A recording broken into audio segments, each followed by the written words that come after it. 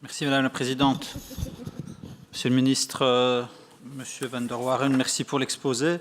J'ai été assez frappé par une sorte de fil conducteur dans vos exposés respectifs, puisque l'accent a été souvent mis sur les procédures administratives. Donc l'idée, en effet, de faciliter, puisque, comme l'a dit le ministre, on est là pour fournir un service aux entreprises, faciliter les procédures administratives et, comme Monsieur le ministre l'a dit, fluidifier le commerce. Ce n'est pas illégitime en soi, mais je trouve du coup que dans les exposés, l'enjeu des contrôles n'a pas été très présent, ou très explicité en tout cas. Et donc, on sait par exemple que moins de 2% des marchandises entrantes sont contrôlées.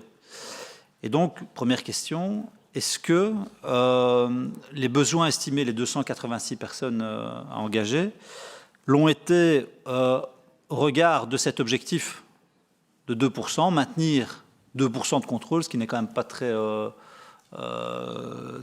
ambitieux, très élevé, ou bien est-ce que l'idée, c'est aussi quand même d'amplifier le niveau de contrôle des marchandises, et si oui, est-ce qu'il y a un objectif chiffré que vous êtes donné?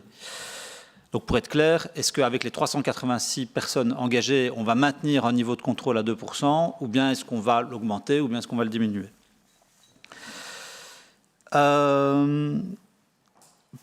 Et cet enjeu de contrôle est évidemment important quand on sait le type de marchandises qui peuvent évidemment entrer dans le pays voilà, par les voies aériennes ou maritimes. Alors, vous avez parlé de décentraliser le travail des douaniers dans les entreprises. Là aussi, j'entends que c'est pour faciliter quelque part le travail administratif. Donc, on reste sur le volet administratif dont je viens de parler. Est-ce que vous pensez que cette décentralisation en entreprise aura là aussi un impact sur la qualité et l'efficacité des contrôles? À partir du moment où la marchandise est arrivée dans l'entreprise, OK, il reste les formalités administratives à faire, mais la marchandise éventuellement frauduleuse, elle peut disparaître très vite. Alors, question importante aussi, ces 386 engagements prévus et qui ont d'ailleurs qui ont presque abouti, ont-ils été faits par mobilité interne ou s'agit-il d'engagements nets? C'est une question qui me paraît importante. Et en corollaire à cette question, puisque les besoins ont été établis sur base d'une hypothèse no deal, qu'en serait-il éventuellement si un accord venait à survenir avec la Grande-Bretagne? Est-ce que vous envisagez, et nous ne le souhaitons pas, un ajustement des effectifs? Alors, vous avez évoqué des difficultés de recrutement. Pourquoi est-ce si difficile? Est-ce qu'on peut faire un lien évidemment avec la pénibilité du travail, puisqu'il y a beaucoup de travail de nuit notamment? Est-ce que c'est une des raisons? Est-ce qu'il y en a d'autres qui expliquent les difficultés à recruter des douaniers? Mon prédécesseur, mon collègue, a évoqué l'importance du dossier pour la Flandre. C'est un dossier évidemment qui concerne l'ensemble du pays. Est-ce que vous avez une idée de la ventilation des 386 personnes sur les différents sites concernés par ces contrôles douaniers?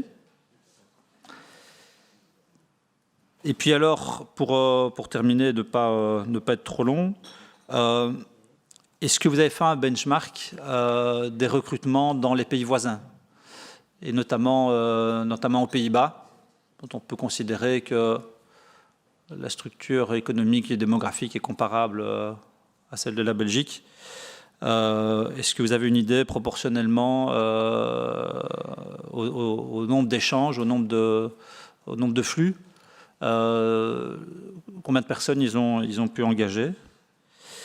Je pense que j'ai terminé. Oui, je pense que je n'ai plus de questions pour le moment. Je vous remercie.